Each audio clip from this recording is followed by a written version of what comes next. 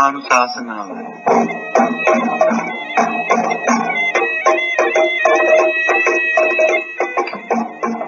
අද ධර්මානුශාසනා පවත්වන දේශකයාණන් වහන්සේ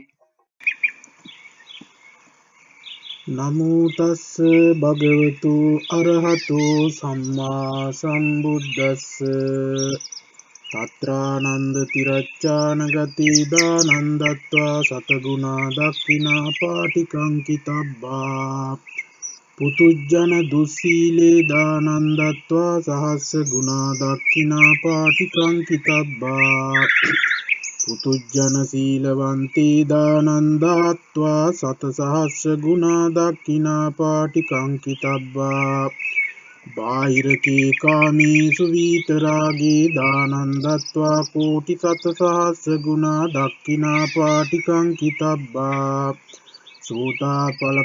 සෝතාපට්ටි ඵල සච්චි කිරියාය පටිපන්නී දානන්දත්වා අසංකේයෝ අප්පමෙය්‍යෝ දක්ඛිනා පාටිකං කිතබ්බා කෝපනවාදෝ සෝතාපන්නී කෝපනවාදෝ සකදාගාමි ඵල සච්චි කිරියා පටිපන්නී කෝපනවාදෝ සකදාගාමිස කෝපනවාදෝ අනාගාමි ඵල සච්චි කිරියාය පටිපන්නී කෝපනවාදෝ අනාගාමිස කෝපනවාදෝ අරහන්ත ඵල සච්චි කිරියාය පටිපන්නේ කෝපනවාදෝ තථාගතස්ස ශාවකේ අරහන්තේ කෝපනවාදෝ පච්චේක සම්බුද්දේ කෝපනවාදෝ තථාගතේ අරහන්තේ සම්මා සම්බුද්දේති.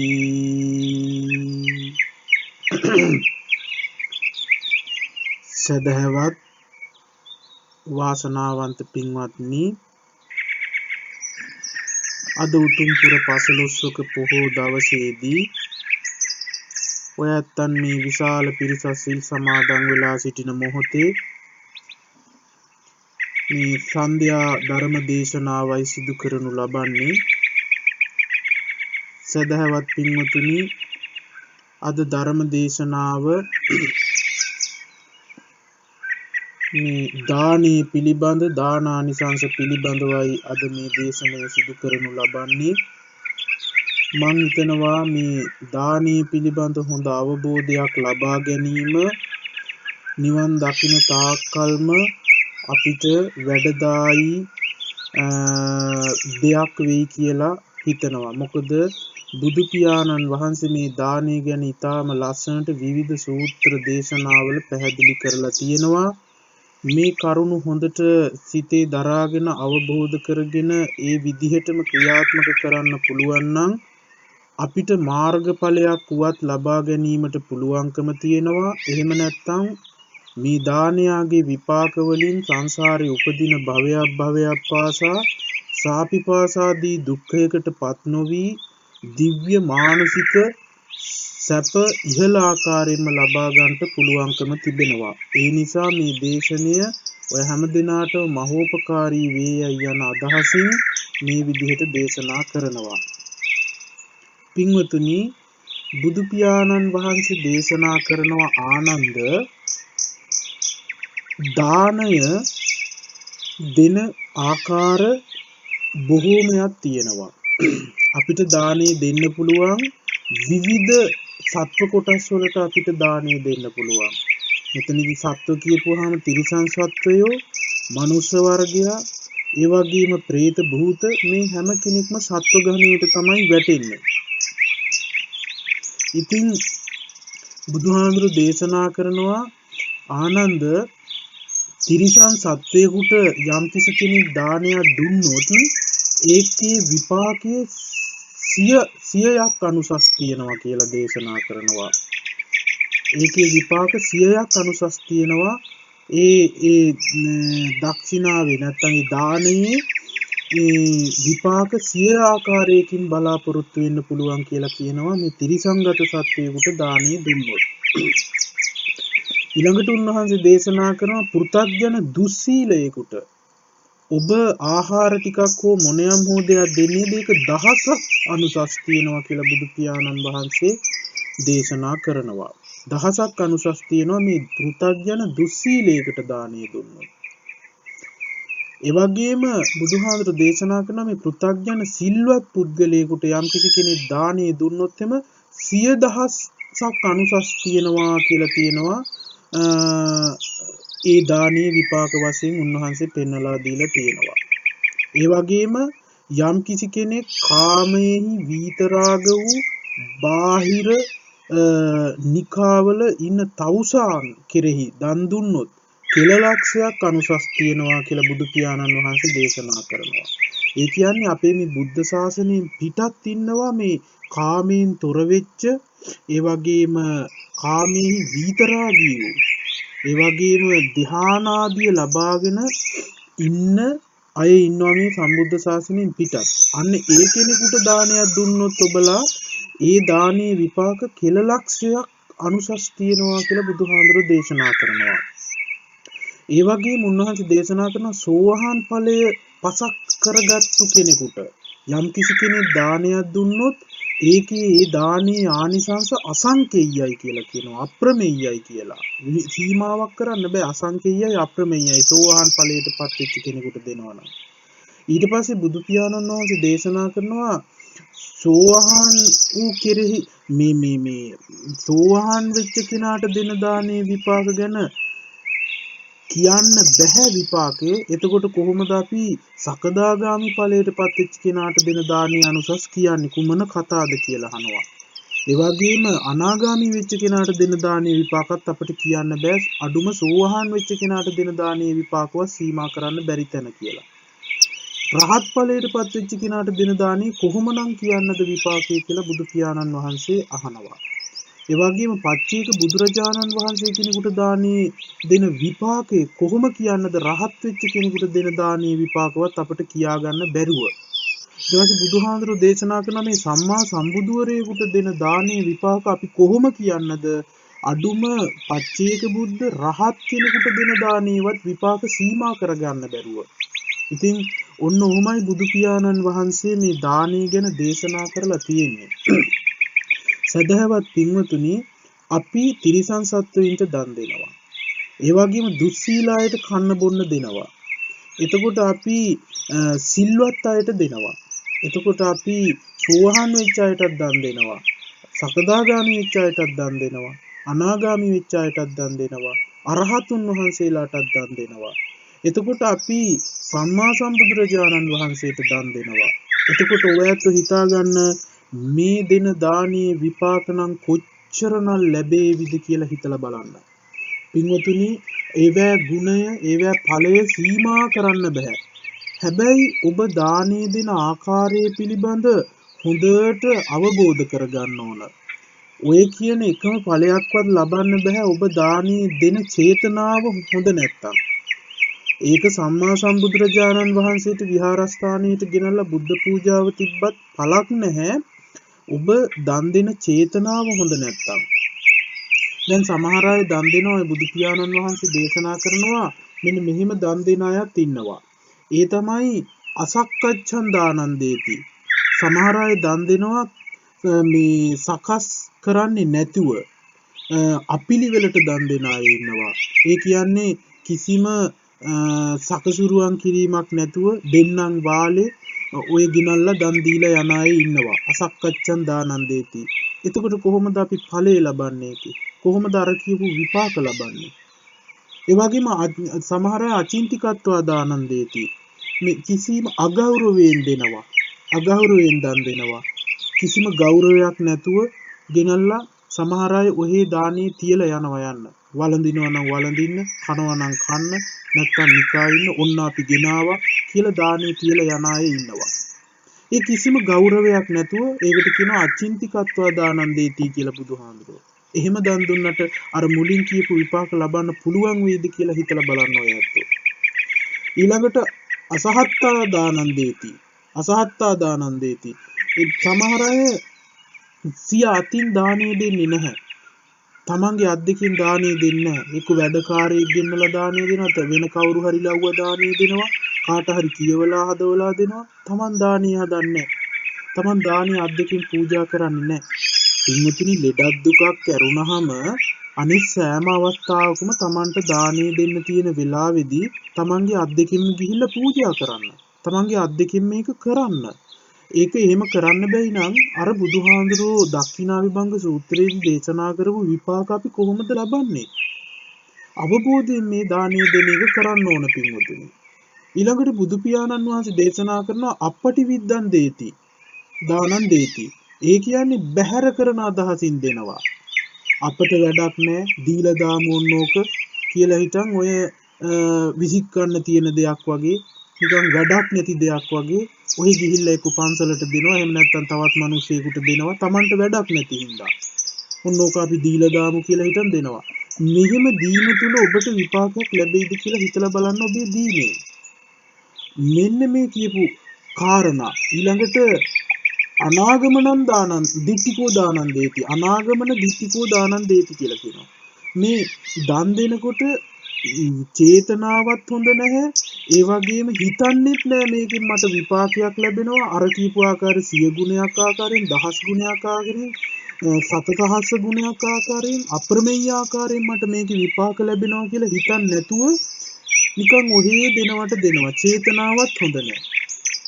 ඔන්න ඔහි කනවනම් කාපු දෙන්න නැත්තම් නිකා හිටපු දෙන්න අපි ඔහි ගිහින් දෙමු කියන අදහසින් දන් දෙනවා.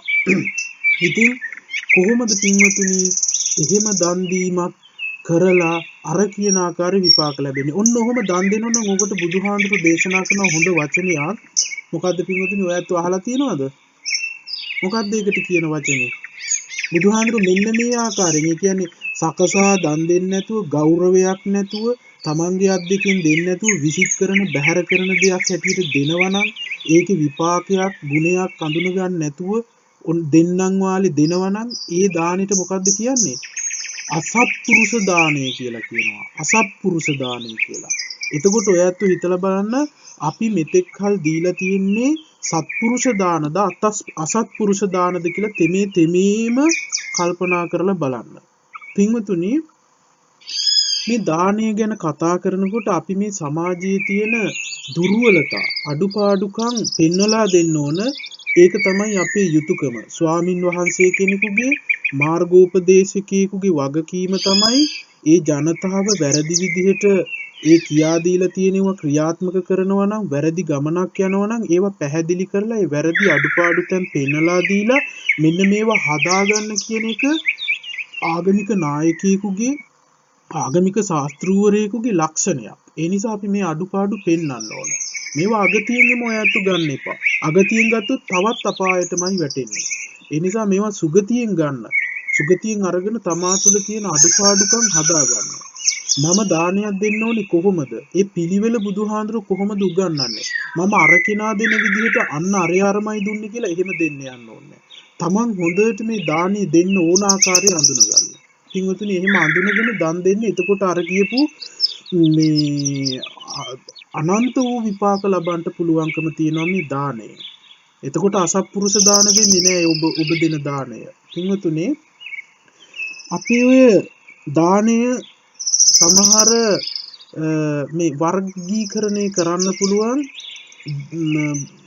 දුප්පත් අය දෙන දානයයි පොහොසත් උදවිය දෙන දානයයි. දුප්පත් අයත් දන් දෙනවා පොහොසත් උදවියත් දන් දෙනවා.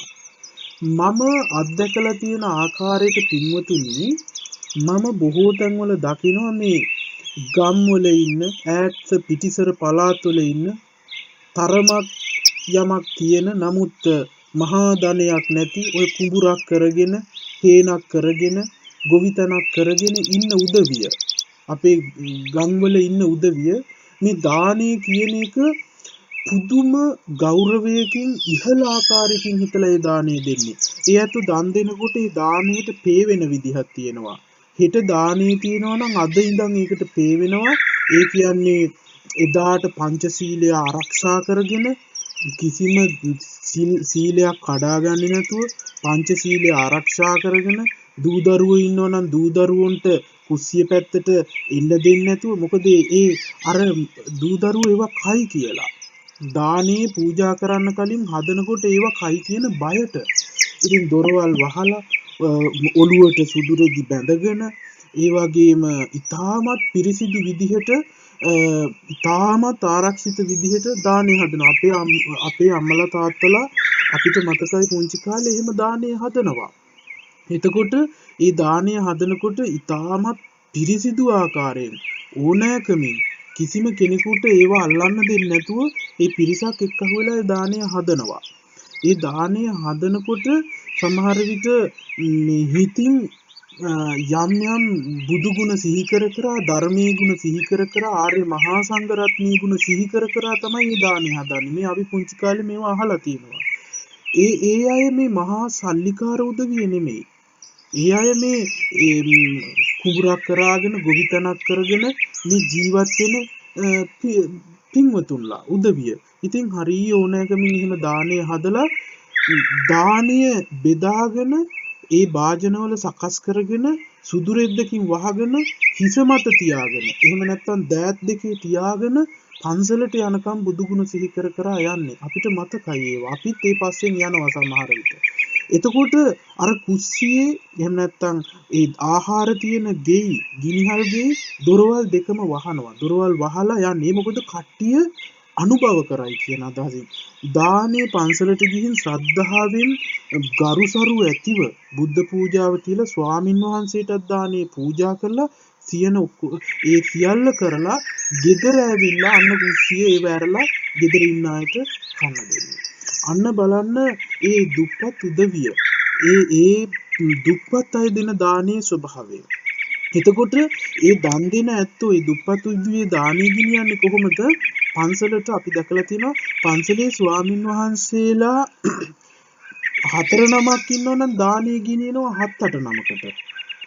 ඉතින් මට දැන් ඒක තේරෙනවා අපිට පුංචි කාලේදී ඔක තේරුනේ නැහැ. නමුත් දැන් අපිට තේරෙනවා ඇයි අපේ ඒ ගම්බද උදවිය පන්සලේ ස්වාමීන් වහන්සේලා දෙනමක් ඉන්නවනම් 5 නමකටවත් දානය අරන් යනවා. හේතුව තමයි පින්වතුනි ඔයත් දන්නවද හේතුව මොකක්ද කියලා?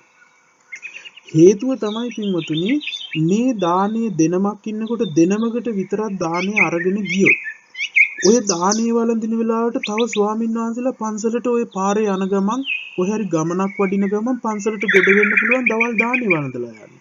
ඔබ සීමා කරලා දෙනමකට එක නමකට විතරක් දානේ අරගෙන ගියොත් ඒ දානේ පූජා කරන වෙලාවට හාමුදුරුවෝ තව 3 නමක් විතර දානෙට කොහෙන් හරි පාරේ වඩින ගමන් හරි කොහේ හරි ගමනක් යන ගමන් හරි ආවොත් මොකද කරන්නේ? ඒ ස්වාමීන් වහන්සේලාට දානේ නැහැ. ඒ ස්වාමීන් වහන්සේලාට දානේ දෙන්න විදියක් නැහැ. දානේ නැහැ. ඇයි ඔබ ගිනිච්ච දානේ එක නමකට?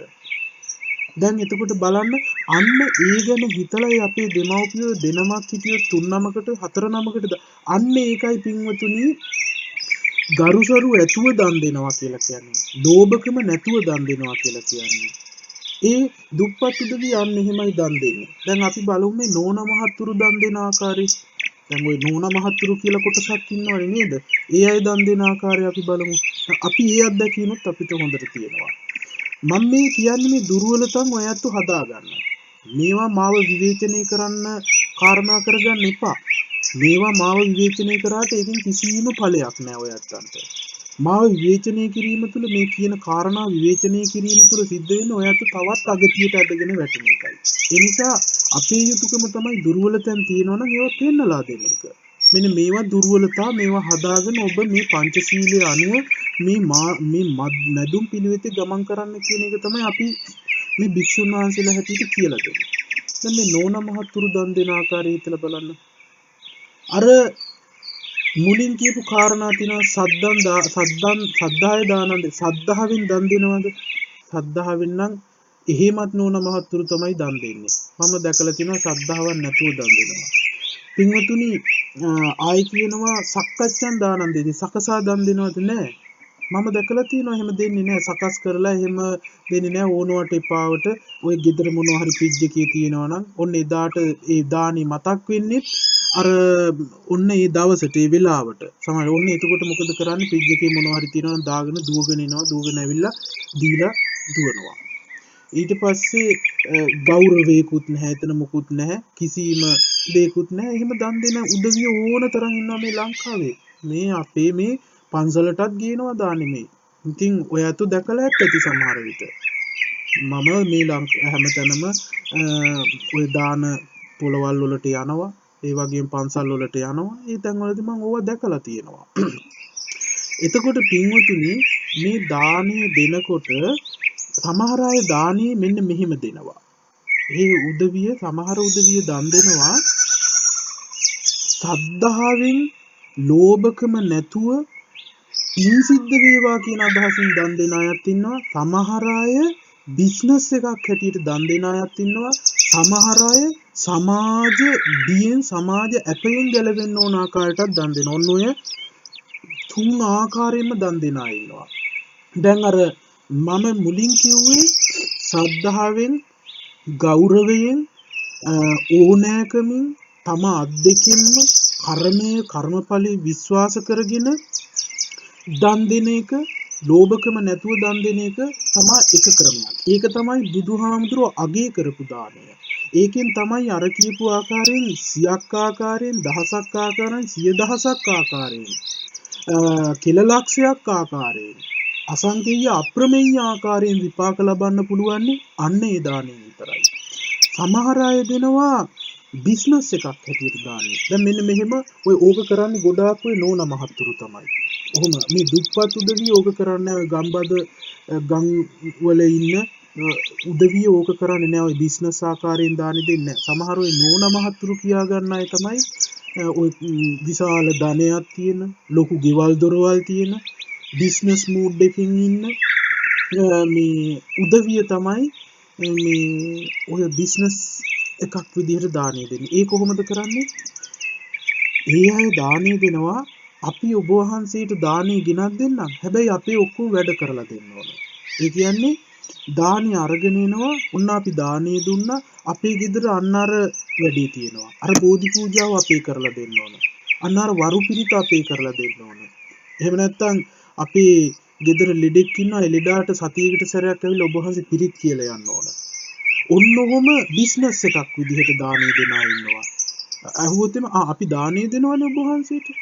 අපි ඔබ වහන්සේට දානය ගෙනත් දෙනවනේ. අපි ඔබ වහන්සේගේ පන්සලට දානය ගෙනත් දෙනවා. ඒ නිසා අපි මේ වැඩ කරන්න ඕන කියලා සමාජයේ කතා කරන අය ඉන්නවා එහෙම. ඉතින් පින්වතුනි, ඒ අය දානය ගන්නේ කොහොමද? මෙන්න මේ අඩුපාඩුකම් හදාගන්න. ඔන්න දානය කියලා ඒ අය හිතන්නේ දානය කියනවා. මම දැකලා තියෙනවා අපි ඒවා දන්නවා මේ ලංකාවේ අපේ පන්සල් වලටත් ඔහොම දානය කියනවා. ඔයත් දන්නවා මේවා. අපි අමුතුවෙන් කියන්න ඕනේ නැහැ. සමහර මේ ධර්මශාලාවේ ඉඳගෙන ඉන්න මේ උපාසකම්මලාමත් ඔහොම දානි කියන අය ඉන්නවා. හිතලා බලන්න පොඩ්ඩක් නැද්ද කියලා අපි දන්නවා. ඉතින් මේ මෙහෙම කියනවා. ඒ උදවිය දානි කියනකොට කොහොමද කරන්නේ පින්වතුනි? මේ ඔන්න පාන් පෙත්තක ජෑම් ටිකක් ගහගෙන පාන් පෙති දෙක තුනක් අරගෙන කඩල ඇට දෙක තුනක් තඹගෙන එහෙම නැත්නම් මොනවා හරි බනිස් ගෙඩියක් අරගෙන මොකක් හරි එක දාගෙන වහගෙන දුවගෙන ඇවිල්ලා මේ ස්වාමින් වහන්සේ අපි මෙන්න දානි ගෙනාවා. මේ අපිට හිට වැඩක් තියෙනවා. මේ ගමනක් යන්න තියෙනවා. ඉතින් අපි ඔන්න ගෙනාවා. හදිසියෙන් සූදානම් කරගන්නත් බැරි වුණා කියලා ඔන්න දීලා නම් මේක පට්ටපල් බොරු නෙමේ කියන්නේ අපිට ඇවිල්ලා. පින්වතුනි, සමහර අය ඔන්න ඒ දවසට ওই නෝනා මහත්තුරු මේවා ගොඩක් කරන්නේ. මේ ඒ දවසට දානේ අමතක වෙලා. දැන් අපිට පන්සලේ අපි බලන් ඉන්නවා මේ දානේ බුද්ධ පූජාව තියන්න. දැන් බුද්ධ පූජාව තියන්නත් නෑ. එදා ස්වාමින් වහන්සේලාත් निराහාරව. ඉතින් ඔන්න ඒ ඇත්තෝ දානේ ඔන්න සති ඒක ගැන කතා කරන්නෙත් නෑ. දානේ ගිනාපු ගැන ඔන්න ඔහොමත් ඉන්නවා. අර දානේ දිනයක් බාරගෙන තියෙන්නේ මොකද? අන්න මේ සමාජයේ පේන අපිත් දානේ බාර අරගෙන තියෙනවා, ලිස්ට් එකේ තියෙනවා. නමුත් දානේ දෙන්නේ නෑ. හාමුදුරුවෝ කියන්නේ යන්නෙත් නෑනේ අපිට දානේ ගෙනාවේ නෑ. මෙන්න මෙදාට පන්සලට දානේ වැරදුනා මේ ගෙනාවේ නෑ කියලා ඔය හාමුදුරුවෝ කියන්නේ යන්නේ නෑ. ඒ උදවිය දන්නවා ඒක. ඒ නිසා ලිස්ට් එකේ නම දාගෙන තියෙනවා. නමුත් දානේ අමතක කරනවා. සමහර විට හිතලමත් අමතක කරනවා. සමහර විට නොදැනුවත්වත් අමතක වෙනවා. නමුත් ඔබ මතක තියාගන්න මේවා පව් සිද්ධ වෙන වැඩ. ඔබ මතක තියාගන්න ඔබ යම් දිනයක් ගත්තද අපි මෙන්න මෙදාට අපි බුද්ධ ප්‍රමුඛ මහා සංඝරත්නයට දානය දෙනවා කියලා ඔබ දිනයක් ගත්තද ඒ ගත්ත දිනේ ඔබ ඒකට අප වුණා. ඔබ ඒකට කැප වුණා. ඒ දිනේට ඔබ දානිය දුන්නේ නැත්නම් ඔබ වැළැක්වුවොත් ඔබ ලොකු පාපයක් කරගන්නේ. ඇයි හේතුව? ඒක අමතක වෙලා හරි මතක නැතුව හරි හිතාමතා හරි ඔබ දෙන්නේ නැත්නම් ඔබ ලොකු පාපයක්. මොකද ඒ දවස ඔබ බාරගත්තා. බාරගත්ත නිසා තව කෙනෙක් සද්ධාවන්තයෙක් ඒක බාර ගන්න විදිහකුත් නැහැ. ඔබ එදා දවස බාරගත්තේ නැත්නම් තව ඕන තරම් එදා දවස බාර ගන්න ඉන්නවා. ඔබ ඒකෙන් කලේ මොකද? ඔබ දානිය දුන්නෙත් නැහැ.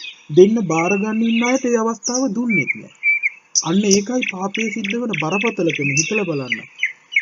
ඉතින් පින්වතුනි ඔන්න ඕවා කරන්නේ නම් හැබැයි මේ අපේ මේ ඔය සදැහැති මේ හාමුදුරුවන්ට ගෞරව සම්ප්‍රයුක්ත බුදු පියාණන් වහන්සේගේ ගුණ හඳුනන මේ දුප්පත් මේ ගොවිතැනක් කරගෙන ඉන්න උදවියනන් නෙමෙයි. මේ ලක්ෂ කෝටි ගණන් ධනෙ තියෙන මහා මාන්නයකින් ජීවත් වෙන මේ නෝන මහතුරු තමයි යෝවා කරන්නේ ගොඩක්. ඒක අපි මේ කියන්නේ මේ ධර්මශාලාවේ දැන් ඉඳගෙන ඉන්න ඔය ඇත්ත හිතලා බලන්න. එහෙම අය ඕන තරම් ඉන්නවා. අද ඔය සිල් අරගෙන ඉන්නේ ඕන තරම් ඉන්න මම ඕන නම් වශයෙන් කියන්නම් මේ ධර්මශාලාවේ ඉන්න. උපාසකත්වෝ මං නම් වශයෙන් කියන්න ඕන. මගෙන් අහන්න මං කියන්න මෙන්න මේ උදවිය මෙන්න මෙහෙමයි කියලා. ඒක මේ දාණය ගැන මේ අපි මේවා කරනවා නෙමෙයි, හැල්ලු කරනවා නෙමෙයි. අපි මහා සංඝරත්නයේ හැටියට ඔය ඇත්ත කරන මේ වැරදි පෙන්නලා දෙන්න ඕන. මේ වැරදි පෙන්නලා දුන්නොත් තමයි මේ ඔය ඇත්තන්ට මේකෙන් නිදහස් වෙන්න පුළුවන්. නැත්තම් මේ ඔය ඇත්ත පින් කරනවා කියලා සමහර විට කිසිම අර්ථයක් නැති දේවල් කරන්නේ. අපි මේවා ස්වාමින් වහන්සේලා හැටියට ඔය ඇත්තන්ට පැහැදිලි කරලා දුන්නේ නැත්තම් වෙන්නේ ඔය ඇත්ත තවත් අගතියට යන එකයි. බුදුහාඳුරු කිව්ව අගතියට යන කාරණා කරනවා නම් මහණෙනි ඒවා බය නැතුව ඒ ඇත්තන්ට කියන්න කියලා. ඉතින් මම මේ බය නැතුව කියන්නේ ඒකයි.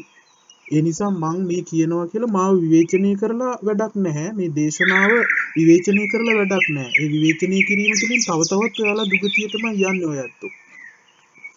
පින්වතුනි ඒ නිසා දැන් සමහර අය සමාජ බයෙන් දානෙ දෙනවා. අර බිස්නස් ආකාරයෙන් දානෙ දෙන්නේ. දැන් සමාජ බයට දානෙ දෙනවා.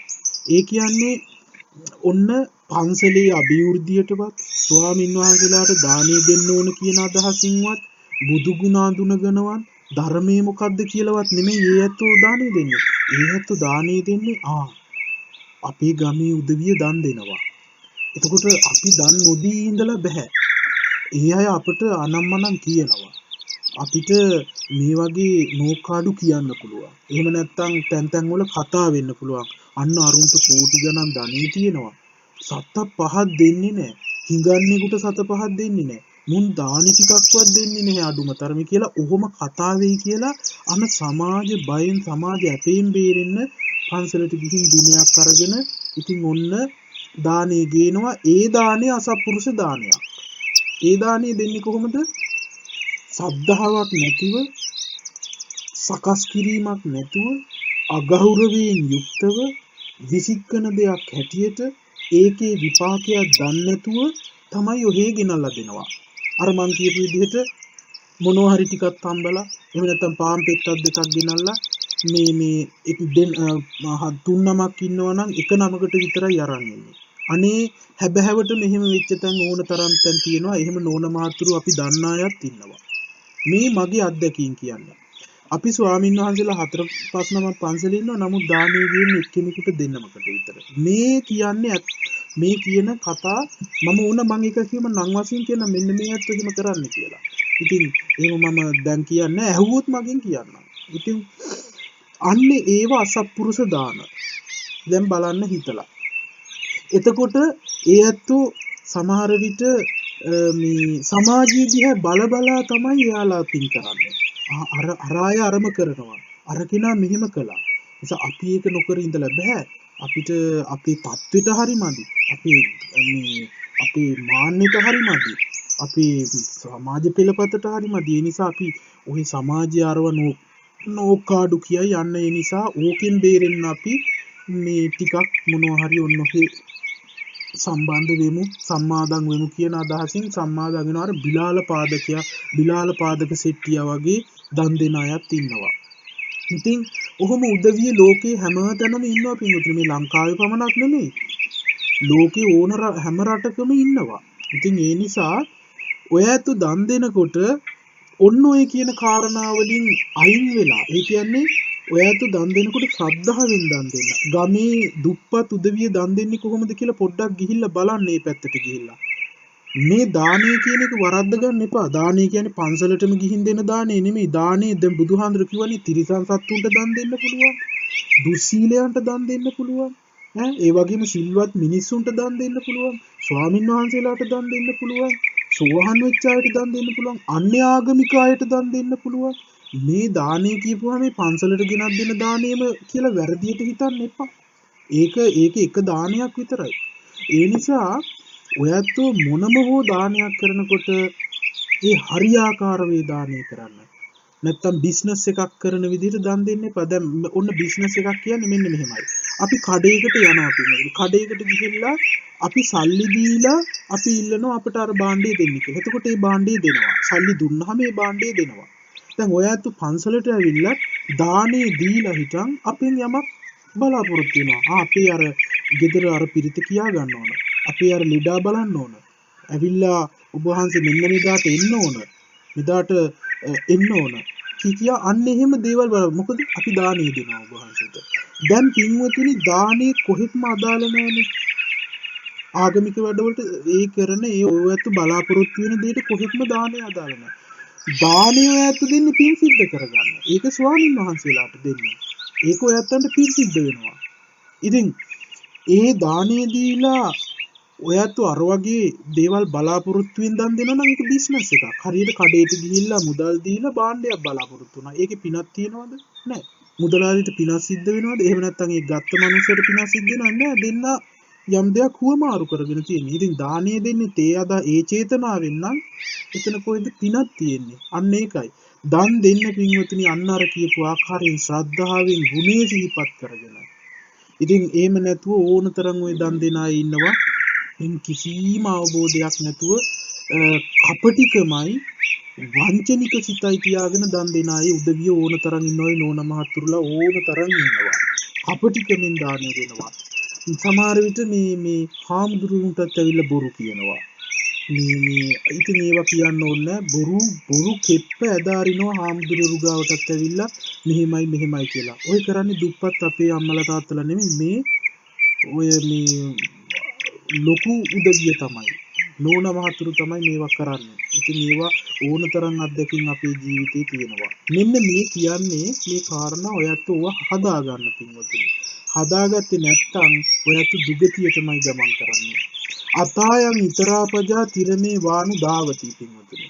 බුදුහාඳුරු දේශනා කරන මහණෙනි මේ දන් දෙන මේ සිල් රකින්න මේ වගේ පින්වතුන්ලා කෝටි දහස් ගාණක් ඉන්න සමාජයේ ඉතාමත් අතලොස්සයි. ඇඟිලි 10ක් තියෙනවා නම් ඇඟිලි 5ක් තියෙනවා නම් ඒකෙන් එක්කෙනෙක් දෙන්නෙක් වගේ ප්‍රමාණයක් තමයි ඉතරාපජ මේ සංසාරේ නැත්තම් මේ සසර සයුරෙන් ඈතර වෙන්නේ. අනිත් දන් දෙන ඔය ඔක්කොමයි මේ පැත්තෙමයි දුක් විඳ ඉන්නේ. ඒ දන් දෙන සිල් රකින්න අය. ඇයි ඒ දානේ සීලේ දුන්නේ නැහැ හරි විදිහට. චේතනාව හොඳ නැහැ. අන්න ඒකයි. දැන් බලන්න උදාහරණයක් අරගෙන දැන් බුදුහාඳුරු දේශනා කරනවා අටමහා කුසල් වලින් පන්සලක් හැදීම. ඒ වගේම වැසිකිලි කැසිකිලි හැදීම. ඒ වගේම ගස් කොළන් මේ වගේ සකස් කළා විහෙර විහාර සකස් කළා ඉඩකඩම් ආදී ශාසනය වෙනුවෙන් පූජා කරලා කිරීම. මේ වගේ දේවල් මහා පින්කම් හැටියට. එතකොට පන්සලක් ගොඩනගනකොට පින්වතුනි දැන් මේ කාරණයක් අපි මතක් කරගන්න. මේ ලෝකයේ ආගම් ඕනතරම් තියෙනවා. ආගම් වල අපි දන්නවා මුස්ලිම් ආගම, ක්‍රිස්තියානි ආගම්, කතෝලික ආගම්, හින්දු ආගම්, ජෛන ආගම්, බුද්ධ ආගම කිය ඔහොම තියෙනවා. දැන් බලන්න මම පින්වතුනි ඉන්දියාවේ ඉන්න කාලෙදී මම දැක්කා මේ හින්දු භක්තිකයෝ මොන තරම් තමන්ගේ හින්දු ආගමට පුදුම විදිහේ ලැබියාවක් තියනවාද කියලා හිතලා බලන්න. මම අනන්ත දැකලා තියෙනවා. මම මේ ගෙවල් වලට ගිහින් තියෙනවා අවුරුදු ගාණක් මම ඉන්දියාවේ හිටපු නිසා මම මේ ගෙවල් වලට සහභාගී වෙනවා. ඉතින් එතකොට මම දකිනවා මේ අයගේ ජීවන රටාව අහලා බලද්දි මේ අය කියන්නේ අපි රැකියා කරනවා ස්වාමීන් වහන්සේ. මම අහවල් රාජ්‍යයේ අහවල් ස්ථානයේ මම රැකියාව කරනවා. මම අහවල් ප්‍රයිවට් සෙක්ටර් එකේ මෙන්න මේ වගේ රැකියාවක් කරනවා කියලා. ඉතින් මම මේ වගේ වැටුපක් මාසෙට ලබනවා. මම මේ වගේ වැටුපක් ලබනවා ස්වාමීනි. මම වැටුප ගත්ත ගමන්ම ඒකෙන් මම කොටසක් අයින් කරනවා මගේ ආගම වෙනුවෙන්. ඒ හැමදාම ඒක අයින් කරනවා. කැටයක් තියනවා ලොකු කැටයක්, එහෙම නැත්නම් මොකක් හරි ආරක්ෂිත තැනක් තියනවා. ඒකට එයා ගෙනල්ලා ඒ Taman දාන දෙන ගාන ඒ මාසේ දානවා. ඒ ආගම වෙනුවෙන් මේ. එතකොට මේ තමන්ගේ පරිහරණයට අනිත්ව ගන්නවා. එතකොට හැම මාසෙම ආගම වෙනුවෙන් ඒ කැටේට එහෙම නැත්නම් ඒ තමන්ගේ ආරක්ෂිත තැන තැන්පත් කරනවා. ඒක තමන්ගේ ජීවිතේ විනාශ වුණත් ඒ අය ගන්නෙ නැහැ. ඒක අයිති ආගමට කියලා. ඊට පස්සේ ඔන්න මාස දෙක තුනක් යනකොට ඒ විශාල ගාණක් හැදුනට පස්සේ ඒක ගිහිල්ලා ඒ තමන්ගේ ආගම අදහන තැනට ගිහිල්ලා දෙනවා සංවර්ධනය කරගන්න. ඒකනේ මේ ලෝකයේ රටවල් වල ගිහිල්ලා බලන්න හින්දු කෝවිල් මේ අවුරුද්දෙන් දෙකෙන් අහස් උසට හැදෙනවා. ඒ මොකද හින්දු සෑම භක්තිකයෙක්ම තමන් ලබන වැටුපෙන් කොටසක් ආගම වෙනුවෙන් අයින් කරනවා. මං අහුවා ඇයි එහෙම කරන්නේ? අපිට අපේ දෙවියන් එහෙම නැත්නම් අපේ බ්‍රහ්මයා එහෙම නැත්නම් අපේ විෂ්ණු අපේ ශිව අපිට මේ ජොබ් එක මට දුන්නා. මේ ජීවිතේ මට දුන්නා. එතකොට මට මෙහෙම දරු සම්පත්තියක් දුන්නා. මට මෙහෙම ෆැමිලි එකක් දුන්නා. එතකොට මට ජොබ් එකක් දීලා තියෙනවා. එතකොට මම මේ ජොබ් එකෙන් හම්බ වෙන කොටසක් මම මගේ දෙවියන්ට දෙන්න ඕන කියලා එයා වෙන් කරනවා. ඒක හැමදාම වෙන් කරනවා. ඉතින් ඒ කොටසින් තමයි එයාගේ ආගම ගොඩ නැගෙන්නේ. ඒ දර්ශනේ විහෙර විහාර ගොඩ නැගෙන්නේ. එතකොට ඉස්ලාම් අයත් එහෙමයි කරන්නේ. ඉස්ලාම් අයත් හලාල් කියලා ඒ වගේ ක්‍රමයක් කරගෙන යනවා. එතකොට අනිත් ආගමිකයත් එහෙමයි. ඉතින් ඒවා දිනෙන් දින දවසෙන් දවස ලෝකයේ ඒ ගොඩනැගිලි හදාගෙන ඒ පූජා ස්ථාන හදාන පිරිස වැඩි වෙගෙන ඒ ආගම ධර්මයේ කරගෙන යනවා. ඒ සත්‍ය අසත්‍ය කෙසේ වෙතත් එයාලා ඒක කරගෙන යනවා. නමුත් අපි බුද්ධ ආගමේ බලන්න. බුද්ධ ආගමේ කොයි ගෙදරද තමන් හම්බ කරන වැටුපෙන් මේ අපේ ගමේ පන්සලේ සංවර්ධනයට කියලා අයින් කරන්නේ මාසෙට සැරයක්. කොයි ගෙදරද කියලා මට කියන්න. මේ ධර්මශාලාවේ ඉඳගෙන ඉන්න ඇත්ත වෙන් කරනවාද? පුළුවන් නම් අත උස්සන්න ස්වාමීන් වහන්සේ මම ජොබ් එකක් කරනවා. මම අපේ විහාරස්ථානයේ සංවර්ධනයේට බුදු පියාණන් වහන්සේගේ ධර්මයේ චිරස්ථිතීය උදෙසා මේ සම්බුද්ධ ශාසනයේ ආරක්ෂාව උදෙසා ඉදිරියටත් ගමන් කිරීම උදෙසා කියලා මම හම්බ කරන වැටුපෙන් රුපියලක් හෝ මාසෙට වෙන් කරන අය කියන්න බලන්න අත උස්සන්න. ඔයම්ම එහෙමද? ඔය නෝනා එහෙමද? මොකද්ද? ඔව් කිසිම කෙනෙක් නැහැ. ඔව් අර ඒ නෝනා ඇත්තටම කිව්වා. කිසිම කෙනෙක් ස්වාමීන් වහන්සේ එහෙම කරන්නේ නැහැ කියන්නේ ඇත්ත. කවුරුත් කරන්නේ. ඔය මහත්තයා එහෙම කරනවද? ඒකනේ. අන්න බලන්න. ඉතින් අපි අපේ දුර්වලතා අපි අඳුනගමු. ඉතින් කොහොමද අපේ ආගම ධර්මයේ ලෝකේ ප්‍රචලිත වෙන්නේ? මේ නිර්මල බුද්ධ ආගමේ බුදුහාඳුරන්ගේ මැසේජ් එක කොහොමද ලෝකේ අපි ප්‍රචලිත කරන්නේ? එහෙම කැපකිරීමක් බෞද්ධ පින්වතුන්ලා කරන්නේ නැත්තම් කොහොමද මේ ලංකාවේ තියෙන මේ විහෙර විහාරස්ථාන ටික දිනෙන් දින දියුණු කරගන්න පුළුවන්ද කරන්න? රජයෙන්වත් මේ ලංකාවේ රජයෙන්වත් එච්චර උදව්වක් නැහැ. මේ සම්බුද්ධ ශාසනය නගා හිටවන බොරුවට ව්‍යවස්ථාවේ තියෙනවා මේ බුද්ධ ආගම රාජ්‍ය ආගමයි මේක පෝෂණය කරනවා මේක දියුණු කරනවා කියලා ওই ව්‍යවස්ථාවේ තියෙනවා. ඒක ව්‍යවස්ථාවට විතරයි සීමා වෙලා තියෙන්නේ. ඒ අය කරන්නද අපේ බෞද්ධ පින්වතුන්ලාවත් දැන් දුටුගැමුණු රජතුමා ඔය පරාක්‍රම රජතුමා මේ රජවරු අන්න එහෙම කැපවීමක් කරපු නිසානේ අද රුවන්වැලි සෑය ධූපාරාමය මයංගන චේතිය එහෙම නැත්තම් ඔය හැම මහා විහාර සෑම දෙයක්ම අද තියෙන එහෙම කැපවීමක් කරපු නිසානේ. එහෙම කැපවීමක් කරපු නිසානේ. එතකොට අද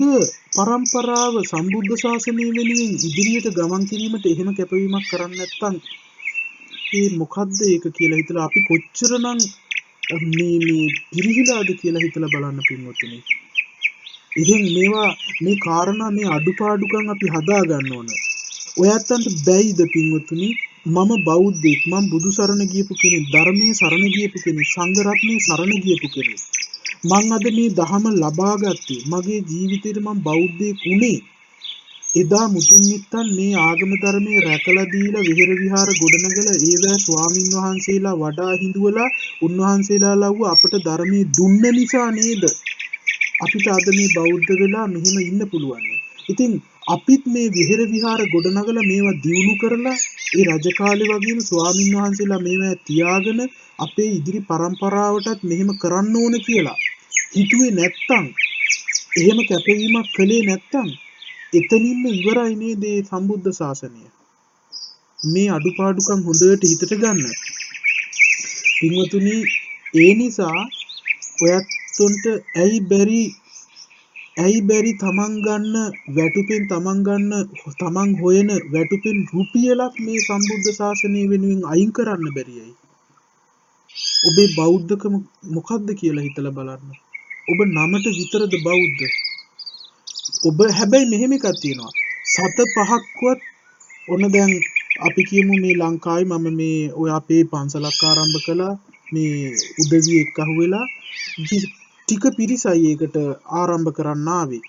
ටික පිරිසක් ඇවිල්ලා ටික දෙනෙක් ඇවිල්ලා මේක ආරම්භ කළා. ඉතින් අනිත් උදවිය එන්නේ නැහැ. අනිත් උදවිය උදව් කරන්නේ නැහැ. ඉතින් අර උනන්දු ඇත්තෝ ඒක ගොඩ නගලා මේව කරා. මෙන්න ටික කාලයක් යනකොට පින්වතුනි, අවුරුද්දක් දෙකක් යනකොට අපිද මමත් ඉඳලා හිටලා ඒ පන්සලට යනවා. අපේ වෙන ස්වාමීන් වහන්සේ කෙනෙක් ඒකේ වැඩ ඉන්නේ.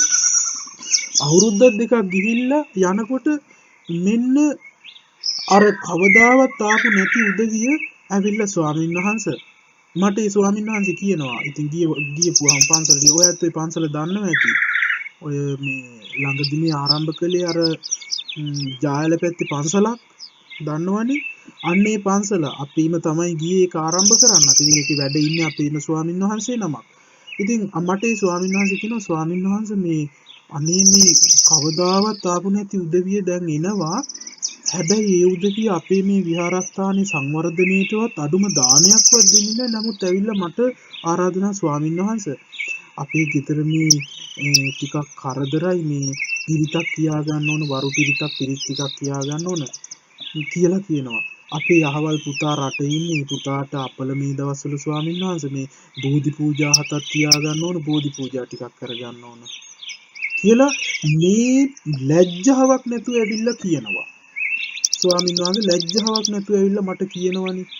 හැබැයි දානි හැන්දක් දෙන්නේ නැහැ. සත පහක් මේ විහාරස්ථානයේ සංවර්ධනයට දෙන්නේ නැහැ ස්වාමීන් වහන්සේ. නමුත් අන්න අරම කරනවා ඇවිල්ලා. මං ස්වාමීන් වහන්සේ මොකද මේ අයට කරන්න ඕනේ? මං කිව්වා මෙන්න මෙහෙම. ස්වාමීන් වහන්සේ කිසි දෙයක් කරන්න යන්න එපා. ඔබ වහන්සේ වැඩ ඉන්නේ දැන් අපේ විහාරස්ථානයේ මූලිකත්වයෙන් තමයි ඒක කෙරෙන්නේ. ඉතින් මම උපදෙස් දුන්නේ ඔබ වහන්සේ මෙතන වැඩ ඉන්නේ මේ විහාරස්ථානයේ තියෙනවා නම් ඔබ වහන්සේට දානමාන ලැබිලා ඔබ වහන්සේට ඒ කියන කාර්ය ආගමික සේවාව ඉදිරියට කරගෙන යන්න ඒ උදව් කරන නිසායි. ඉතින් මේ උදව් කරන අයගේ ආගමික කාර්යයන් කරන්න ඒ අයට මුල් තැන දෙන්න. එහෙම නොකරන අයට මුල් තැනක් දෙන්න ඕනේ නැහැ. ඔබ වහන්සේට විවේකී තියනවා නම් ගිහින් මේ වැඩ කරලා එන්න. එහෙම නැතුව මේ අර මේ විහාරස්ථානයේ රැක ගන්න, සම්බුද්ධ ශාසනය රැක ගන්න කටයුතු කරන අයට මුල් තැනක් දෙන්න. ඒ අයට මුල් තැන දීලා අනිත් අය ඔය මේ අහංකාරකම නැත්තම් ලෝභකමින් මේ ශාසනය ගැන හැඟීමක් නැතුව තමන්ගේ වැඩේ විතරක් කරගන්න පන්සලට දුවගෙන එන අයට එහෙම මුල් තැනක් දෙන්න ඕනේ නැහැ. මං අන්න එහෙමයි උපදෙස් දුන්නේ. මේ ශාසනික මේ බුදුහාඳුරු දේශනා කරලා තියෙන අදහසින් නෙමෙයි මම මේ කිව්වේ. බුදුහාඳුරු කියලා නෑ කවදාවත් කාටවත් මුල් තැනක් දෙන්න, කවුරුවත් අනිත් පැත්තට දාන්න කියලා නෑ. නමුත් අපි පින්වතුනි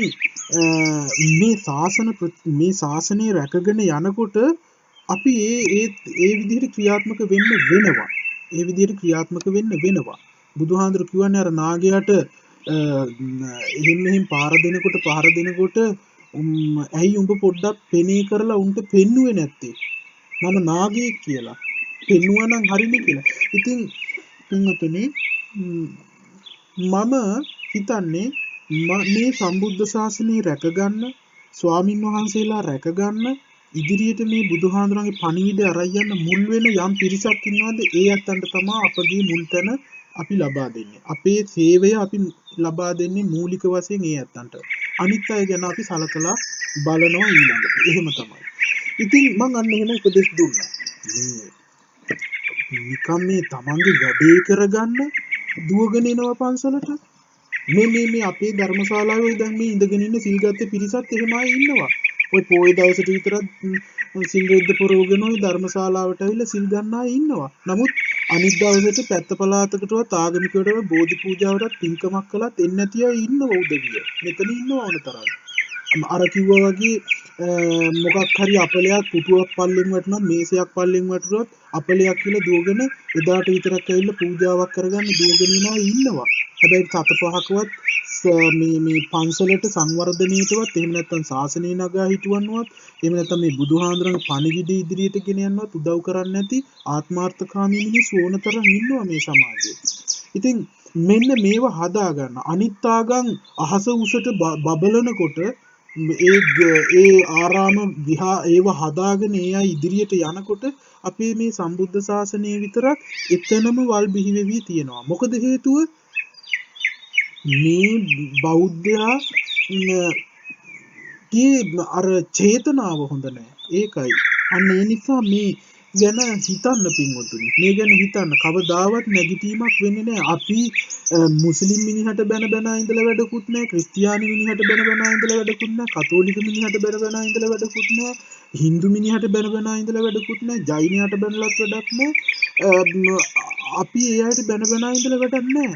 අපිමයි නසින්නේ. අපිමයි අපේ විනාශය සිද්ධ කරගන්නේ. බෞද්ධ හැම කෙනාම හිතනවා නම් අපේ ගමේ පන්සල අපි රැක ගන්න ඕන. අපේ ප්‍රදේශයේ පන්සල අපි රැක ගන්න ඕන. ඒක අපි ලංකාවේ තියෙන හොඳම පන්සල බවට පත් කරන්න ඕන.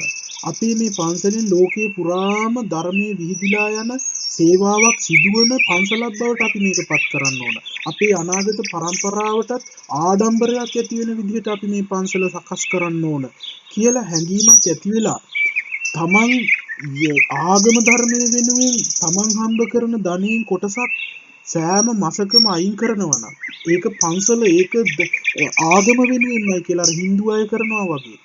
ඉතින් එහෙම කරා නම් මේවා දියුණු වෙනවනේ. අනාගතයටත් ඉතිරි කරනවනේ ඇත්ත.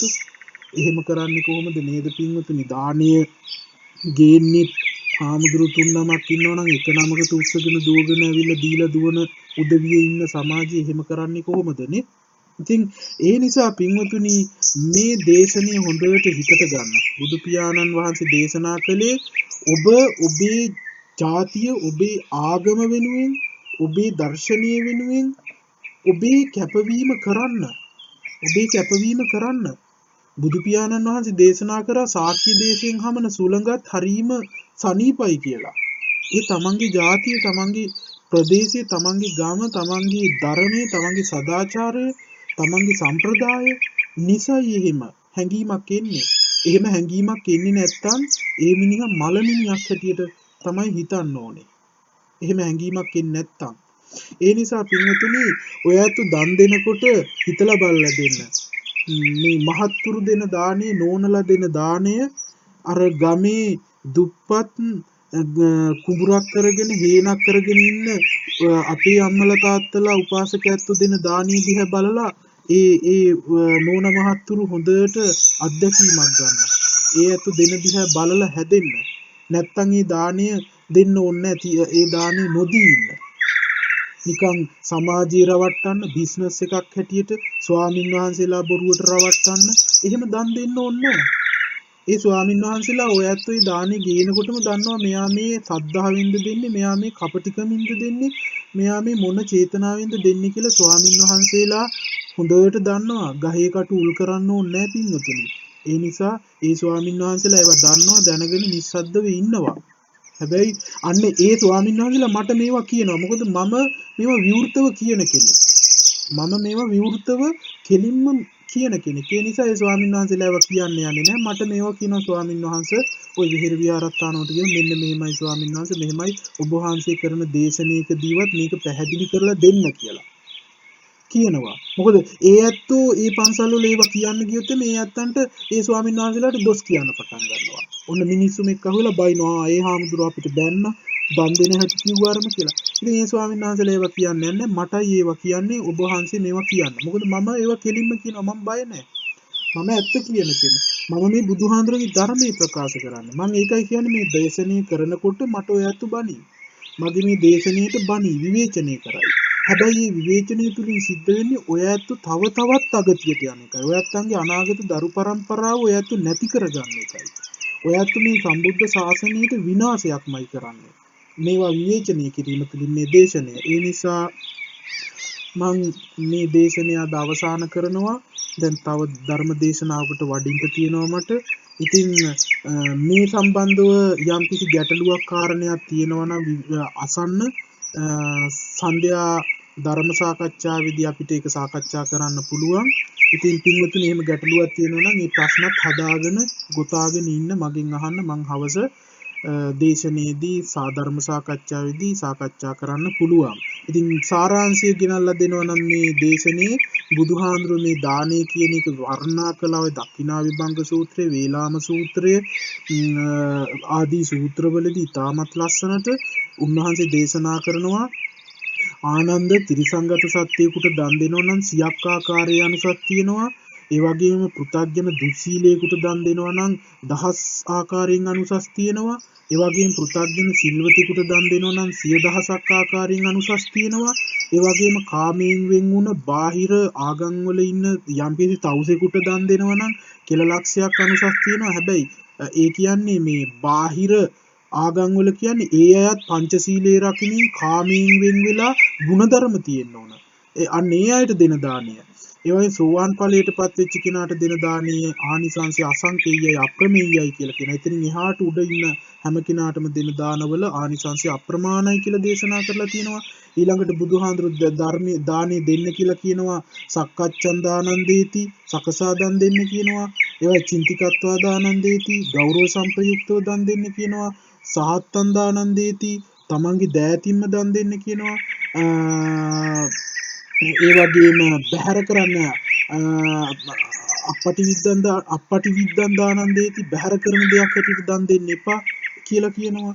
ඒ වගේම අනාගමන දිට්ඨිකෝ දානන්දේති මේ කර්මය ඉන්නේ නැහැ කියලා හිතන්නේ නැතුව කර්මය එනවා කියලා හිතාගෙන දානිය දෙන්න කියලා කියනවා. ඒ වගේම අන්න එහෙම දන් දෙන්න කියලා උන්වහන්සේ දේශනා කරනවා. ඊළඟට ඔබ මතක් කරගන්න ඔය කියන කරුණු කාරණාත් ඇතුව ලෝභකම නැතුව මෛත්‍රියෙන් දානේ ඊටම ශ්‍රද්ධා ගෞරව සම්ප්‍රයුක්තව අර ඈත ගම්වල පිටිසර ගම්වල ඉන්න කුඹුරු හේන් කරගෙන ඉන්න උපාසකයන්ට දෙන විදිහට දන් දෙන්න කියනවා. ඒ අත දන් දෙන්නේ ඊටමත් ගෞරවයෙන්. වෑංජනේ එක දෙක වුණත් ඒ අත එක පුදුම විදිහට දවස් දෙක තුනක් සූදානම් වෙලා ගෞරව සම්ප්‍රයුක්තව දන් දෙන්නේ. එක නමක් හිටියොත් තුන් නමකට හතර නමකට දානේ අරන් යන්නේ අන්න ඒ වගේ. එතකොට අන්න එහෙම දන් දෙන උදවිය ඉන්නවා. අන්න එහෙම දන් දෙන්න කියනවා. එහෙම නැතුව මේ බිස්නස් එකක් හැටියට අපි අද පාන් ගෙඩියක් ගිහින් දීලා ස්වාමීන් වහන්සේගෙන් බෝධි පූජාවක් කරගන්න ඕන අපි. එහෙම නැත්නම් මෙන්න මේ තුවාය පූජා කළ ස්වාමීන් වහන්සේට කියලා අපි මේ බෝධි පූජාවක් තියාගන්න ඕන. බිස්නස් ආකාරයෙන් දානෙ දෙන්න එපා. අන්න එහෙම දානෙ දෙන්නේ අසත්පුරුෂයෝ. ඒ වගේම සමාජයට බයෙන් දානෙ දෙන්නත් එපා. සමහර අය ඉන්න සමාජයට බයෙන් දෙන අර මම මුලින් විස්තර කළා වගේ අපි දානයක් දුන්නේ නැත්නම් අපිට පන්සලට යන්න බෑ, මිනිස්සු ඉදිරියේ ඉන්න බෑ, පින්කමකට සහභාගී වෙන්නත් බෑ. ඔය අපි පන්සලට ආධාර කරන්නේ නැත්නම් කියලා ඔන්න ඉතින් අර මේ මසුරු සිතානන්ගේ ශරීරයෙන් ලොම් ගහක් ගලවලා ගන්නවා වගේ මේ පුදුම තමන්ගේ අර රුපියලක් ගන්නේ හරියට තමන්ගේ ඇඟෙන් කොටසක් යනවා වගේ කියවලා මේක ගැන හිතලා ඔන්න ගෙනල්ලා පන්සලේ සංවර්ධනයේට හෝ මොකකට හරි පිළිකරකට හරි දෙනවා නම් දෙන්නේ අන්න එහෙම දෙන උදවියක් ඉන්නවා. ඉතින් එහෙම දන් දීලා වැඩන්නේ. ඒ නිසා මේ කියන කාරණා හොඳට හිතට අරගෙන තමන් බෞද්ධයෙක් නම් මම බෞද්ධයි කියලා කටපුරා හිතපුරා සමාජයේ පුරා ලෝකයේ පුරා කියන්න පුළුවන් තත්ත්වයේ බෞද්ධයෙක් බවට පත් වෙන්න. තමන්ගේ යුතුයකම තමයි මම බෞද්ධයෙක් වුණේ මට මේ බුදුහාඳුරන්ගේ ධර්මයේ ලැබුණේ අතීතයේ මුතුන් මිත්තන් මේ විහෙර විහාර පන්සල් ධර්මයේ රැකගෙන ස්වාමීන් වහන්සේලා රැකගෙන ආපු නිසා තමයි අද මට මේ ධර්මයේ ලැබිලා තියෙන්නේ. ඉතින් මමත් මේ පන්සල් විහෙර විහාර ස්වාමීන් වහන්සේලා රැකගෙන ඉදිරියට බාර දුන්නේ නැත්නම් මගේ අනාගත පරම්පරාව එහෙමම හරියට අර ලා දැල්ලක් මැලවිලා යනවා වගේ පරවිලා මල වෙලා මැරිලා යනවා. මේ ශාසනයවත් අතුරුදහන් වෙලා යනවා. ඒ නිසා මගේ නියම බෞද්ධකම නම් මම මේවා ආරක්ෂා කරගෙන මගේ මසුරුකම කුඩු කේඩුකම පෙරේතකම අතහැරලා මම හම්බ කරන ධනෙන් රුපියලක් හෝ මාසෙට මම ආගම මගේ බුද්ධ ආගම මගේ ධර්මයේ වෙනුවෙන් මම කැප කරනවා. අර Hindu අය වගේ කියලා හිතාගෙන ඔබ කැපවීමක් කරන්න. ඔබ නියම බෞද්ධයෙක් වශයෙන් ශාසනයත් රැකගෙන ස්වාමින් වහන්සේලාත් රැකගෙන ධර්මයත් රැකගෙන ඔබටත් මේ සසරින් ඈතර වෙන්න පුළුවන් බෝධිසත්වයෙක් හැටියට ඔබට ඈතර වෙන්න පුළුවන් කියලා මම මේ අවස්ථාවේදී මතක් කරමින් දානේ මේ විග්‍රහය දානේ ආනිසංසය මේ දානීය සහ නෝනා මහතුරුල්ලාගේ දානීය සහ දුප්පත් අයගේ දානීය කොහොමද කියන එක මම පැහැදිලි කරලා දුන්නේ. නියම දානීය මොකද්ද? මේ සටකපට භාවයෙන් වංචනික අදහසින් දෙන දානීය මොකද්ද කියලා පැහැදිලි කිරීමක් කළේ. ඒත් එක්කම ওই දක්ෂිනා විභංග සූත්‍රයේ වේලාම සූත්‍ර ආදීන් කරුණු කීපයක් ගෙනහැර දැක්වුවා බුද්ධ දේශනාවට අනුව. මේවා හොඳට හිතට ගන්න. මේවා ක්‍රියාත්මක කළොත් ඔබට අගතියෙන් මිදෙන්න පුළුවන්, දුගතියෙන් මිදෙන්න පුළුවන්, සුගතියකට ගමන් කරන්න පුළුවන්. ඔබත් ආරක්ෂිතයි, ඔබේ ශාසනයත් ආරක්ෂිතයි, ඔබේ බුදුදහමත් ආරක්ෂිතයි, ඔබේ අනාගත පරම්පරාවත් ආරක්ෂිතයි කියන එක ඔබේ මේ කාරණා ප්‍රතිපත්ති තුලින් අපට පෙන්වලා දෙන්න පුළුවන්. ඔබ හැම දිනාටම සම්මා සම්බුදු සරණයි. අපි දෙවියන්ට පින් දෙමු. ittavataච අම්මේහි සම්බතම් පුඤ්ඤ සම්පදං සබ්බේ දේවාං අනුමෝදන්තු සබ්බ සම්පatti සිද්ධියා. ittavataච අම්මේහි සම්බතම් පුඤ්ඤ සම්පදං සබ්බේ භූතාං අනුමෝදන්තු සබ්බ සම්පatti සිද්ධියා. ittavataච අම්මේහි සම්බතම් පුඤ්ඤ සම්පදං සබ්බේ සත්තාං අනුමෝදන්තු සබ්බ සම්පatti සිද්ධියා. හැම දිනාටම සම්මා සම්බුදු සරණයි.